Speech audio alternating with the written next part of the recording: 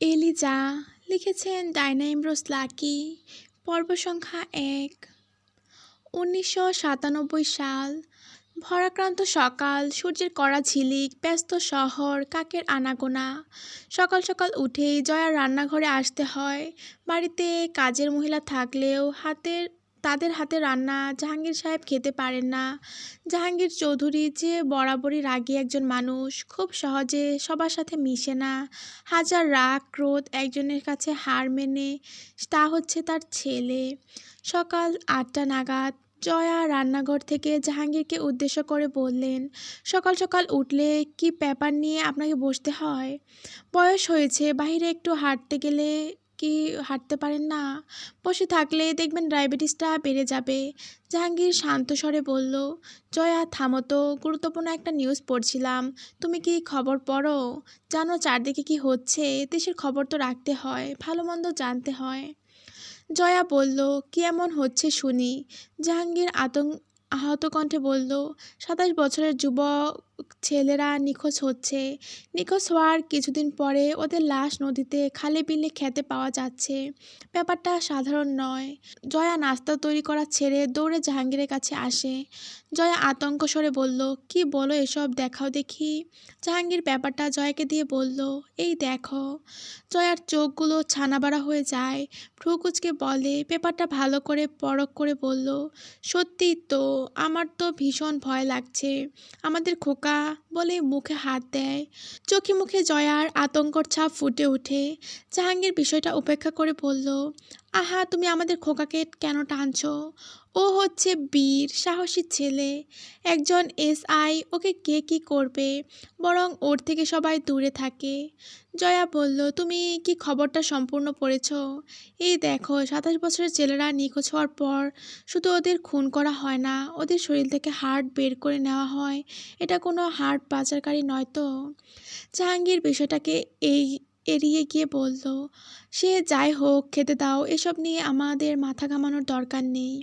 জাহাঙ্গীর টেবিলে খেতে বসে তৎক্ষণাৎ বাড়িতে উপস্থিত হয় সূর্য অপূর্বর খোঁজে। আসসালামু আলাইকুম আঙ্কেল, কেমন আছেন? আন্টি কেমন আছেন? সূর্য সোফাতে বসলো। জয়া মৃদু হেসে বলল, সূর্য যে হঠাৎ তুমি? এসো এসো। না, আজ আমার সময় নেই, এসেছিলাম অপূর্বর সাথে দেখা করতে, বলল সূর্য। কিন্তু অপূর্ব তো বাড়িতে নেই। জয়া তাকালো সূর্যের দিকে। কোথায় সে? অপূর্ব ১৫ দিনের জন্য পুলিশ ট্যুরে গেছে। সেটা কোথায়? বিক্রমপুরের রুশ রাজ্যে। সূর্য দৃষ্টি মেঝেতে স্থাপন করলো, কিছু ভাবলো, এরপর বলল, তাহলে আজ আসি। ও ফিরলে আমার কথা বলবেন? তা অবশ্যই। সূর্য তড়িঘড়ি করে চলে যায়। জাহাঙ্গীর ও জয়া তাদের প্রপার্টি নিয়ে আলাপ আলোচনা করে। তৎক্ষণাৎ উপস্থিত হয় তাদের পরিবারের উকিল। জাহাঙ্গীর উকিলকে দেখে খাবার রেখে উঠে আসে। কিছু কাগজপত্র নিয়ে দ্রুত পায়ে উকিল ও জাহাঙ্গীর স্থান ত্যাগ করে। বিক্রমপুরের রুশ রাজ্য। ডিসি সাহেব সারাদিন তাদের টিমের সবাইকে বিভিন্ন জায়গা দর্শন করে দেখিয়েছে। ডিসি সাহেব সবাইকে উদ্দেশ্য করে বলল, এখানের প্রতিটা জায়গা যা অজানা অচেনা। তোমাদের হয়তো প্রশ্ন থাকতে পারে, এখানে তোমাদের কেন এনেছি? এখানে কি হয়েছিল, কেন হয়েছিল, কাদের বসবাস ছিল, তা আমরা কেউই সঠিকভাবে জানি না। তবে অপারেশনের জন্য কখনো এই রুশ রাজ্যে জায়গাটা দরকার হলে যেন কারো কোনো বিভ্রম না থাকে, তাই এখানে তোমাদের ক্যাম্পেইন করানো। এভাবে ডিসি সাহেব রুশ রাজ্যের আনাচে কানাচে সব কিছু ঘুরিয়ে ঘুরিয়ে দেখালেন সবাইকে। বিভিন্ন জায়গা পর্যবেক্ষণ করতে করতে সন্ধ্যা হয়ে যায়। টিমের সবাই ফিরে আসতে আসতে প্রায় সন্ধ্যা হয়ে যায় ক্যাম্পে। সবাই ক্লান্ত, সবাই যে যার রুমে চলে আসলো। টিমে টোটাল ছিল ১৬ জন। একটা রুমে ৮ জন করে সবাই বিশ্রামে বিলল হয়ে আছে। সারাদিন হেঁটে হেঁটে বিভিন্ন জায়গায় পরিদর্শন করেছে। সবার মাঝ থেকে হঠাৎ অপূর্বর ইচ্ছা হয় তারা সবাই মিলে দিগন্ত নদীর তীরে যাবে। ওই জায়গাটাতে নাকি কেউ আসে না, কিন্তু তার ইচ্ছে সবটা ঘুরে ঘুরে দেখবে, তাও আবার রাতে।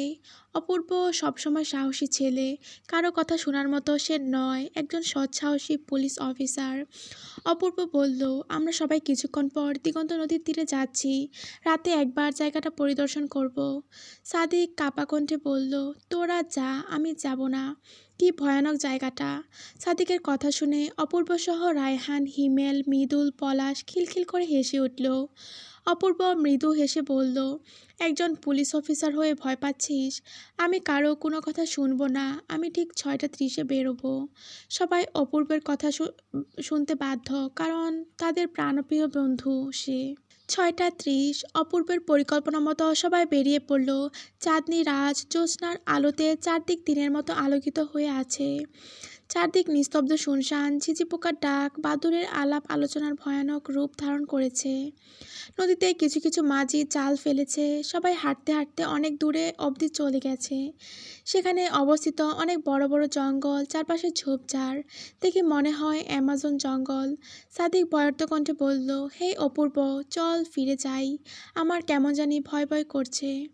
অপূর্ব তৎক্ষণাৎ হুস বলে চুপ নির্দেশ করে আঙুল দেখিয়ে সবাইকে চুপ করতে বলল। কি হয়েছে? জিজ্ঞেস করলো রায়হান। অবাক সে, চোখ দুটো ছলানি দিয়ে উঠল। কেউ আছে এখানে আমরা ছাড়াও, বলল অপূর্ব। সাদিক বলল, এই ভয় দেখাস না, এখানে কেউ ভুলেও আসে না। অপূর্ব ফিসফিস করে বলল, আমি বলছি তো, ওই দিকটায় কেউ আছে। পায়ের চপর চপর আওয়াজ আসছে। সাদিক পুনরায় থেমে গিয়ে বলল, চল ফিরে যাই। তোরা এখানে থাক, আমি দেখছি। অপূর্ব সামনে এগিয়ে গেল। সাদিক, পলাশ, রায়হান সবাই অপূর্বকে বারণ করলেও শুনল না অপূর্ব। সাদিক বেশ বিরক্ত নিয়ে বলল, এই ছেলেটা আজ মরবে। অপূর্ব জঙ্গলের ভেতর চলে যায়। চারদিকে নিশ্চুপ, গা ঝিমঝিম। হঠাৎ কানে ভেসে আসলো নূপুরের আওয়াজ। অপূর্ব থমকে দাঁড়ায়। পুরো শরীর থেকে অঝরে ঘাম ঝরতে থাকে। ভয়ার্ত কণ্ঠে প্রশ্ন করে, কে ওখানে, কে? কারো সারা শব্দ নেই। অপূর্বের ডান হাতে পিস্তল, বাম হাতে টর্চ। অপূর্ব কাঁপা কণ্ঠে পুনরায় প্রশ্ন করে, আমি জানি ওখানে কেউ আছে, বেরিয়ে এসো। হঠাৎ অপূর্বের পেছন থেকে কেউ দৌড়ে সামনের দিকে চলে যায়। অপূর্ব কিছুটা ভয় পেয়ে যায়। সে অনুসরণ করে দৌড়াতে দৌড়াতে পেছনের দিকে যায়। পরক্ষণেই সে বেখেয়ালির জন্য হোঁচট খেয়ে পড়ে যেতেই হাত থেকে টর্চটা পড়ে যায়। তবুও সে থামে না, উঠে দাঁড়িয়ে অচেনা লোকটিকে পরখ করতে থাকে। জ্যোৎস্নার আলোতে চারদিকে আলোকিত হওয়ায় সামনের পরিচ্ছদটা পরিষ্কার দেখা যাচ্ছে। অপূর্ব ঠিকভাবে খেয়াল করলে দেখতে পায় অচেনা লোকটি কোনো ছেলে নয়, একটা মেয়ে। অপূর্ব অবাক হয়ে যায়, এই জঙ্গলে মেয়ে আসবে কোথা থেকে? বুকের ভেতর ধুকপুকানিটা বেড়ে যায় তার। অপূর্ব ভয় না পেয়ে মেয়েটার পেছনে ছুটতেই থমকের সুরে বলল, দাঁড়াও বলছি, নয় গুলি করে দেব। মেয়েটা থমকে দাঁড়ায়। মেয়েটা হাঁপাচ্ছে। কম করে 5-6 হাত দূরে মেয়েটা। চুলগুলো বেনুনি করা, পায়ে জুতো নেই, মুখটা সম্পূর্ণ ঢাকা। অপূর্ব পেছন থেকেই প্রশ্ন করে, কে তুমি, আর এই জঙ্গলে বা কী করছো? মেয়েটি কিছু না বলে সামনে হাঁটতে শুরু করে। অপূর্ব মেজাজ দেখিয়ে বলল, এই দাঁড়াও, কে তুমি বলো না। বলতেই মেয়েটা এক অদ্ভুত কণ্ঠে উত্তেজক ভঙ্গিতে বলল, আমি এলিজা। এলিজা, এখানে কি, এত রাতে কি করছো? চুরি না অন্য কিছু? বেশ বিচলিত হলো অপূর্ব। মেয়েটির উত্তরের আশায় থাকতেই পেছন থেকে রায়হান, মৃদুল, সাদিক অপূর্ব অপূর্ব বলে ডাকতে শুরু করলো। অপূর্ব পেছনে তাকাতেই মেয়েটি গায়েব।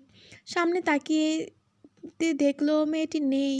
এত কম সময়ে কোথায় গেল? সাদিক অপূর্বর ঘনিষ্ঠ হয়ে বলল, তুই ঠিক আছিস? অপূর্ব স্বাভাবিক হয়ে বলল, ঠিক আছি। তোদের বলছিলাম না কেউ আছে, সেটা সত্যি। আর সেটা কেউ কোনো ছেলে নয়, বরং একটা মেয়ে। তবে অদ্ভুত ছিল মেয়েটি, হয়তো লুকোচুরি খেলছে। সাদিক খেয়ালিপূর্ণ ছাপে বলল, ধুর, এই জঙ্গলে মেয়ে আসবে কোত্থেকে? তুই যে সুন্দর, হয়তোবা জিন দেখা দিয়েছিল। বলেই সবাই অট্টহাসি দিল। চুপ কর, ও জিন নয়। অদ্ভুত ছিল মেয়েটা, নামও বলেছিল। কি নাম জিনের শুনি? এলিজা।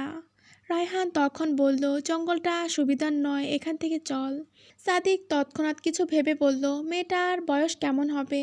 অপূর্ব আন্দাজ করে বলল, আনুমানিক 23-24 হবে। মেয়েটির বাচনভঙ্গিতে এমনটাই বুঝলাম। সাদিক কিছু বলল না। বেশ কিছুক্ষণ সকলে নীরব রইল। অপূর্ব আগ্রহ নিয়ে চারপাশটায় চোখ বুলিয়ে ভালো করে দেখে নিল। ভালো করে পরীক্ষা করলো সব কিছু। কেউ নেই। তবে সত্যি কি মনের ভুল? এসব অপূর্ব ভাবতে ভাবতেই সামনে যেতেই চোখ পড়ল মাটিতে কিছু একটা চিকচিক করছে। চাঁদের আলোয় ভালো না গেলেও বোঝা যাচ্ছিল কিছু একটা পড়ে আছে। অপূর্ব মাটি থেকে চিকচিক করা জিনিসটা তুলে দেখলো একটা নূপুর। হাতে উঠিয়ে নিয়ে মনে মনে ভাবতে লাগলো, এটা কোনো জিন নয়, স্বাভাবিক একটা মেয়ে ছিল। আর ওই মেয়েটিরই নূপুর। কিন্তু কে এই মেয়ে যে জঙ্গলে এসেছিল? পরদিন সকালবেলা সবাই খাবার খেয়ে যে যার মতো বসে বসে গল্প করছে। এতদিন কি শিখলো এসব নিয়ে বিভিন্ন কথায় মশগুল সবাই। অপূর্ব এক পাশে বসে নূপুরটি দেখছে আর ভাবছে, যদি কোনো মেয়ে লোক নাই হবে তবে নূপুরটি এখানে কিভাবে আসলো? আর যদি কোনো মেয়ে হবে তাহলে এলিজা কে? আর এই জঙ্গলে বা কি করছে? উদ্দেশ্য কি ছিল? হঠাৎ ডিসি সাহেব রুমে প্রবেশ করলো। সবাই তাকে দেখে সম্মানের সাথে দাঁড়িয়ে যায়। ডিসি সাহেব সবাইকে উদ্দেশ্য করে জানালো, আজকে আমাদের ট্যুরের 15 দিন। হয়তো সবার মনে একটাই প্রশ্ন, এমন একটা জায়গায় কেন নিয়ে এসেছি? গতকাল জিজ্ঞেস করলেও উত্তর দিতে পারেনি। সবার ধারণা আজ থেকেই প্রায় 400-500 বছর আগে এখানে রাজারা বসবাস করত। তাদেরই রাজ্য ছিল, কিন্তু তাদেরকেও অমানবিকভাবে মেরে ফেলেছে। তারপর থেকেই এই রুশ রাজ্যে কেউ থাকে না, তবে এখানে সবাই ঘুরতে আসে। তোমাদের এখানে ট্যুর শুধু এই জন্যই যাতে কখনো অপারেশনের জন্য এই জায়গাটা দরকার হলে কারো মনে কোনো বিভ্রম না থাকে। আমরা শীঘ্রই চলে যাব। ডিসি সাহেব রুম থেকে চলে যাবে ঠিক তখনই থমকে দাঁড়িয়ে পিছনে ঘুরে বলল, সবাই তো খবর পেয়েছো, অনেক দিন থেকে 27 বছরের ছেলেরা কিডন্যাপ হচ্ছে। তারপর কেউ নৃশংসভাবে মেরে লাশগুলো ওখানে ফেলে যাচ্ছে। সব থেকে কৌতূহলী বিষয় হলো, এই পর্যন্ত যাদের লাশ পাওয়া গিয়েছে তাদের কারোরই হার্ট নেই। অপূর্ব বলল, স্যার, এটা নিশ্চয়ই মারাত্মক কোনো সাইকো কিলার, সাধারণ কেউ নয়। রায়হান বলল, আমি সম্পূর্ণভাবে চেষ্টা করব এই কিলারকে ধরার জন্য। ডিসি সাহেব বললেন, ভেরি গুড, আমরা আগামীকাল এখান থেকে চলে যাব। সবার মনে থাকে যেন, বি সেফ অলওয়েজ বলে চলে যান তিনি। সবাই সাইকো কিলারকে নিয়ে কথা বলছে, অপূর্ব বাদে। অপূর্ব নূপুরটি নিয়ে মোহনীয় দৃষ্টিতে দেখছে। আজকে এখান থেকে দূরে যে গ্রামগুলো আছে সেখানে যাবে এবং এলিজাকে খুঁজবে। কে এই নারী? জঙ্গলেই বা এত রাতে কী করছিল? এই মেয়েকে খুঁজতে হবে। সাদিক পাশ থেকে আতকে ওঠা কণ্ঠে বলল, ভাই, আমার তো ভীষণ ভয় করছে। 27 বছরের ছেলেদের অপহরণ করে ওদের খুন করে, তারপর শরীর থেকে হাড় বের করে নেওয়া হয়। কি সাংঘাতিক ব্যাপার। অপূর্ব বেশ হতাশায় নিমজ্জিত হয়ে বলল, ঠিক বলেছিস, বিষয়টা বড়ই অদ্ভুত। রুশ রাজ্যে ক্যাম্পেইন মেয়াদকাল আজ শেষ। আগামীকাল সকালে সকলে ঢাকার উদ্দেশ্যে চলে যাবে। তাই সবাই শেষবারের মতো জায়গাটি পরিদর্শন করছে। কেউ কেউ হাতে নোট কলম নিয়ে কিছু লিখছে। রায়হান, তানভীর, মৃদুল সহ সকলে রিসোর্টের বাহিরে। সাদিক অপূর্বর কাছে বসে আছে। অপূর্বর কার্যকলাপ পরোক্ষ করছে। গতকাল যে নূপুরটি অপূর্ব পেয়েছে সেটি নিয়ে ভাবতে মশগুল। অপূর্ব নূপুরটিকে দর্শন করে ভাবছে, কে ছিল মেয়েটি? এই জঙ্গলেই বা এত রাতে কী করছিল? সবাই বলছে কোনো জিন। নিশ্চয়ই নয়। যদি কোনো জিনই হতো তবে মেয়েটি নিজের নাম বলতো না। জিন কি কখনো কথা বলে? নাকি মানুষের ছদ্মবেশে কোনো জিনই এসেছিল? অপূর্ব এসব ভাবতেই সাদিক অপূর্বর ভাবনা ভাঙিয়ে বলল, নূপুরটি ফেলে দে, গতকাল কোনো মেয়েই ছিল না, তুই ভুল দেখেছিস। অপূর্ব আপত্তি স্বরে বলল, অপূর্ব কোনোদিন ভুল দেখে না, কোনো মেয়ে ছিল আর আমি ওকে আজকে দিনের মধ্যে খুঁজে বের করব। সাদিক কাঠ গলায় বলল, মানে? অপূর্ব মৃদু হেসে বলল, এখানে দূরে দূরে গ্রাম আছে, সেই গ্রামে গিয়ে মেয়েটিকে খুঁজব। আশা করি মেয়েটিকে পেয়ে যাব। সাদিক চাপা গলায় বলল, অন্ধকার রাতে তো মেয়েটিকে দেখিসনি, শনাক্ত করবি কিভাবে যে ওটাই সেই মেয়ে?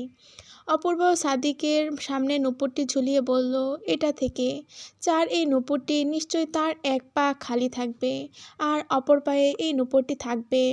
আর মেয়েটি সুন্দরী হবে, চিনে ফেলবো। এখন তুই চল।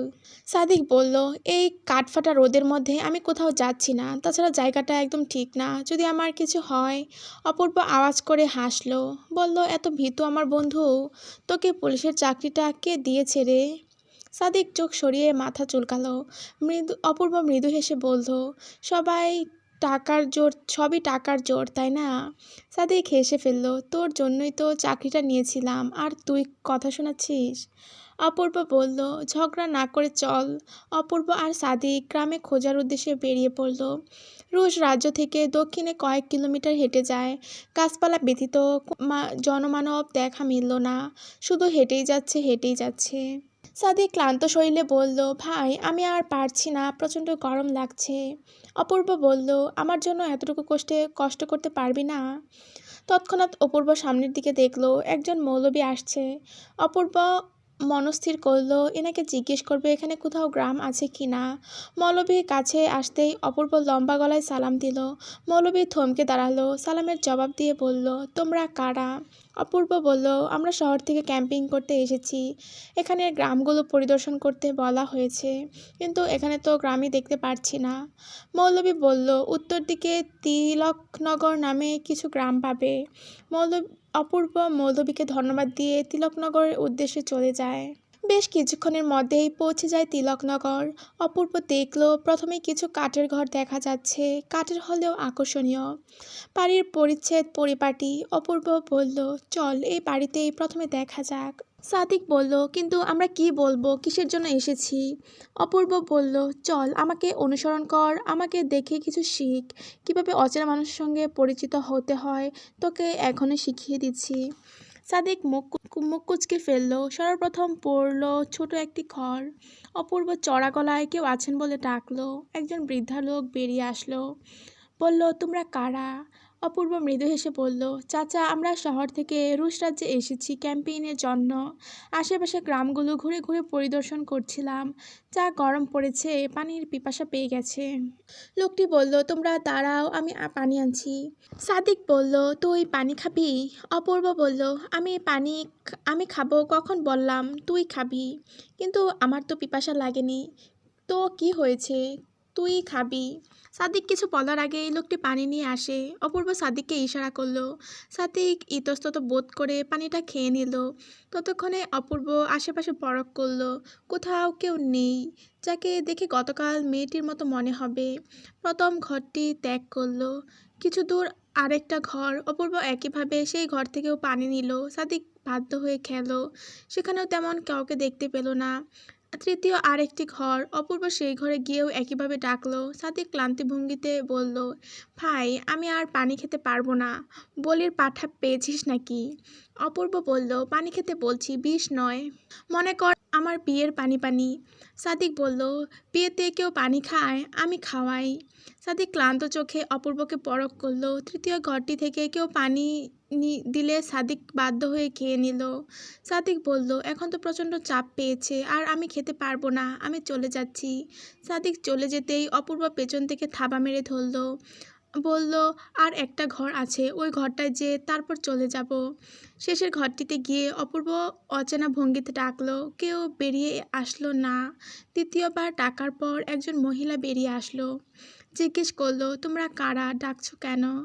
অপূর্ব বলল, আন্টি আমরা পুলিশ অফিসার, শহর থেকে এসেছি, এখানে গ্রামগুলো পরিদর্শন করছিলাম। প্রচণ্ড গরমের জন্য তৃষ্ণা পেয়েছে, তাই। মহিলাটি বলল, তোমরা বসো, আমি পানি নিয়ে আসছি। অপূর্ব বলল, অন্তত ইনি বসতে তো বলেছেন, চল বসি।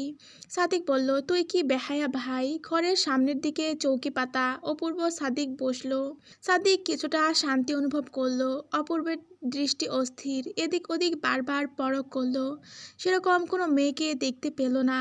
ঘর থেকে মহিলাটি পানি নিয়ে আসলো। সাদিক খেয়ে নিল। অপূর্ব বলল, আচ্ছা আন্টি তাহলে আসি। অপূর্ব সাদিক ঘর থেকে বের হতেই অপূর্বের চোখ পড়ল বাড়ির পেছনের দিকে। খোলা বাতাসে কেউ চুল শুকাচ্ছে, চুলগুলো এপাশ ওপাশ করে ঝাড়ছে। পরনে তার কালো রঙের থ্রি পিস, ফর্সা গায়ের রঙের অধিকারী। উল্টো দিকে মুখ ঘুরিয়ে দাঁড়িয়ে আছে। অপূর্বের বুকের ভেতর উৎফুল্ল হয়ে উঠল। চোখের পাতাগুলো পলক ফেলতে ভুলে যায়। অপূর্ব একধ্যানে মগ্ন হয়ে তাকিয়ে রইল। সাদিক অপূর্বর ভাবনা ভাঙিয়ে বলল, এই কিসে? অপূর্ব ধীর পায়ে মেয়েটির দিকে এগিয়ে ঘর থেকে কেউ লম্বা সুরেলা এলিজা বলে ডাকলো। এলিজা পেছনে ঘুরে মৃদু গলায় বলল, যাই মামি। অপূর্ব থম মেরে দাঁড়িয়ে রইল। ভাবল, যাকে আমি খুঁজছি তাকে আমি পেয়ে গেছি, এই সেই এলিজা। এলিজা অপূর্বকে উপেক্ষা করে ঘরের দিকে দৌড়ে আসলো। অপূর্ব মসলিন চোখে দেখল লম্বাটে শরীর, ভিকার থুতনি, চকচকে ফর্সা চুলগুলো কোমর অবধি, এক এক ভুবনমোহিনী সুন্দরী। অপূর্ব অপলকে দেখল। এলিজা ঘরের ভেতরে চলে যায়। অপূর্ব সাদিককে বলল, এইটাই সেই মেয়ে।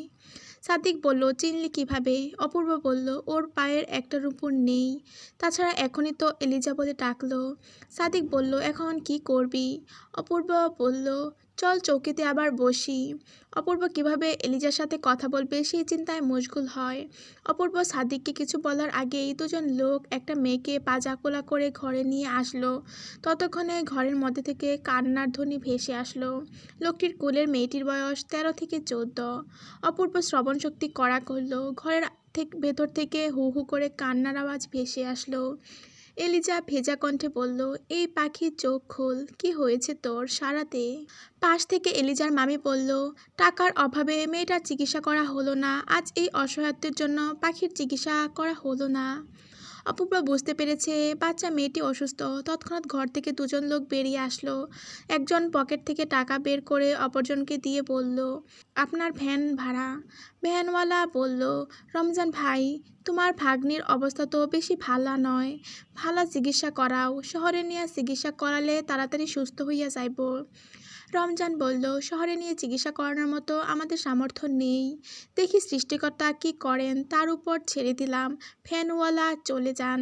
রমজান পেছন ঘুরতেই দেখলো দুজন অচেনা ছেলে। রমজান ভ্রু কুঁচকে বলল, তোমরা কারা? অপূর্ব আমতা আমতা করে বলল, চাচা, আমরা রুশ রাজ্য থেকে এসেছি, গ্রামটা পরিদর্শন করছিলাম, কাঠফাটা রোদের জন্য পানির পিপাসা পায়, তাই পানি খেতে আসলাম। রমজান বলল, পানি খেয়েছিলে? হ্যাঁ। রমজান বলল, তাহলে আসতে পারো। অপূর্ব কিছু ভেবে আমতা আমতা করে বলল, চাচা, কিছু যদি মনে না করেন তাহলে একটা কথা বলবো। রমজান নতদৃষ্টিতে বলল, বলো। অপূর্ব বলল, আপনাদের কথা আমি দুর্ভাগ্যবশত শুনে ফেলেছি। বাচ্চা মেয়েটি হয়তো অসুস্থ, টাকার অভাবে চিকিৎসা করতে পারছে না। আমি চাই ছেলে হিসেবে আপনাদের পাশে থাকতে। রমজান কোনো জবাব দিল না। অপূর্ব পকেট থেকে কাগজ বের করে কিছু লিখে রমজানের হাতে দিয়ে বলল, এখানে আমার ঠিকানা দেওয়া আছে, আমার ভরসা করতে পারেন। রমজান কাগজটা নিল। অপূর্ব সাদিক বাড়ি ছেড়ে বের হয়। রমজানকে এলিজা বলল, ওই ছেলেটা কি বলল? রমজান বলল, তোমরা তো শুনছ। এলিজা বলল, আমি কারো দয়া নিয়ে বাঁচতে চাই না, আমার বোন সুস্থ হয়ে যাবে। রমজান কাগজটা এলিজার দিকে এগিয়ে দিয়ে বলল, এটা রেখে দে, যদি দরকারে পড়ে তবে শহরে যেতেই হবে। অপূর্ব সাদিক রুশ রাজ্যের দিকে রওনা করলো। সাদিক বলল, তুই সত্যিই ওদের সাহায্য করতে চাস? অপূর্ব বলল, যদি করি তবে দোষের তো কিছু দেখি না, মানুষ মানুষের জন্য। দিন ফুরিয়ে সন্ধ্যা হয়ে যায়। অপূর্ব সাদিকের ক্যাম্পে ফিরে আসতে আসতে সন্ধ্যা হয়ে যায়। অপূর্ব খাওয়া দাওয়া শেষ করে দিগন্ত নদীর তীরে চলে যায়। নদীর তীরে উষণ মনে বসে আছে। চাঁদনি রাত, গরমের আওতাফ সন্ধ্যা হওয়াতেই কিছু কম। নদীর ঢেউয়ের তোড়তুপ শব্দ ভেসে আসছে। দূরে দূরে মাঝিরা জাল ফেলছে। তৎক্ষণাৎ অপূর্ব কারো উপস্থিতি অনুভব করলো। পেছনে ঘুরে দেখলো সাদিক। অপূর্ব ভেজা কণ্ঠে বলল, সবার সাথে আড্ডা রেখে এখানে চলে আসলি? সাদিক অপূর্বর পাশে বসলো। বলল, তোকে ছাড়া অন্য কারোর সাথে ভালো লাগে না। অপূর্ব মৃদু আওয়াজে বলল, রায়হান কোথায়? তৎক্ষণাৎ পেছনে থেকে রায়হান বলল, আমিও দিগন্ত নদী দেখতে চলে এলাম। রায়হানও বসে পড়ল। এতদিন ট্যুরে কে কি শিখলো না শিখলো সেই নিয়ে তিনজন আলোচনা করছে। রায়হান বলল, গতকালের মেয়েটাকে পেয়েছিস? অপূর্ব বলল, পেয়েছি, তবে কথা বলতে পারিনি। রায়হান বলল, আগামীকাল সন্ধ্যায় তো আমাদের চলে যেতে হবে, তার আগে একবার কথা বলার চেষ্টা করিস। অপূর্ব মৃদু হাসল। অপূর্ব বলল, চল সামনের দিকে যাওয়া যাক। সাদিক ইতস্তত বোধ করলো। বলল, আমি ওদিকে যাব না, ওদিকে ঘন ঝোপঝাড়, কতটা ভয়ঙ্কর এই জায়গা। অপূর্ব বলল, আরে কিছু হবে না, চল। আগামীকাল তো চলে যাব, তার আগেই শেষবারের মতো রাতটা উপভোগ করি। সাদিক বাধ্য হয়ে গেল। চারদিকে নিশ্চুপ, দূরে দূরে শিয়ালের ডাক শোনা যাচ্ছে, পাদ্দুরের আলাপ আলোচনা, জোনাকি পোকাদের উর্বর। সাদিকের মনে হচ্ছে এখনই কোনো জন্তু জানোয়ার তেড়ে আসবে। বেশ কিছুক্ষণ চাঁদনি রাত উপভোগ করার পর অপূর্ব বলল, চল ফিরে যাওয়া যাক। রিসোর্টের দিকে পা বাড়াতেই পেছন দিক থেকে পানির মধ্যে ঝপঝপ করে আওয়াজ আসলো। এমন মনে হলো কেউ নদীতে কিছু ফেলেছে। অপূর্ব, রায়হান, সাদিক হকচকিয়ে উঠল। অপূর্ব বলল, কোনো শব্দ পেয়েছিস? রায়হান বলল, পানিতে কেউ কিছু ফেলে গেছে, দূর থেকে একটা ট্রলার যাচ্ছে। অপূর্ব বলল, সামনে এগোই। সাদিক অপূর্বের হাত টেনে রাখলো। কিছুটা সামনে এগোতেই দেখলো একটা সাদা বস্তা ভেসে যাচ্ছে। রায়হান বলল, একটা লাঠির সাহায্যে আনা যাক। সাদিক বাধা দিল। রায়হান শুনল না। লম্বা একটা লাঠির সাহায্যে বস্তাটা আনলো। সাদিক ভয়ে চুপসে গেল। অপূর্ব বস্তাটা খুলল। রায়হান টর্চ লাইট চালিয়ে দেখলো বস্তার ভেতর একটা ছেলের লাশ। অপূর্ব বস্তাটা সম্পূর্ণ খুলে ফেলল। 26-27 বছরের একটা ছেলের লাশ। ছেলেটার হার্ট নেই। সাদিক ছিটকে দূরে সরে যায়। অপূর্ব বলল, এরকম নিকৃষ্ট খুনি আর আমি দুটো দেখিনি। কে এই খুনি? ছেলেদের হার্ট নিয়ে কি করে? রায়হান হতভম্ব হয়ে যায়।